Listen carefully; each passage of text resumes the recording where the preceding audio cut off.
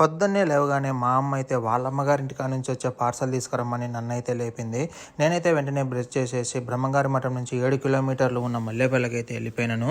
ఇదే ఇక్కడ కనిపించే ఏపీఎస్ఆర్టీసీ బస్సులోనే మన పార్సల్ అయితే రాబోతుంది.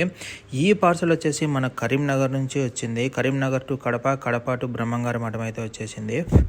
ఇంతకీ ఈ పార్సల్ పంపింది అయితే మా రజితత్త. ఇక ఈ పార్సల్లో ఏముందో మనమైతే ఓపెన్ చేసేద్దాము. చింతపండు, చిన్నోనికి నెయ్యి కోసం వెన్న. ఈ వెన్న అయితే మన కరీంనగర్ నుంచి వచ్చింది అయితే కాదండి, కడప నుంచి వచ్చింది. కరీంనగర్ టు కడపకు వచ్చిన పార్సల్లో మా అత్త అయితే ఈ వెన్న బాక్స్ పెట్టి పంపించేసింది.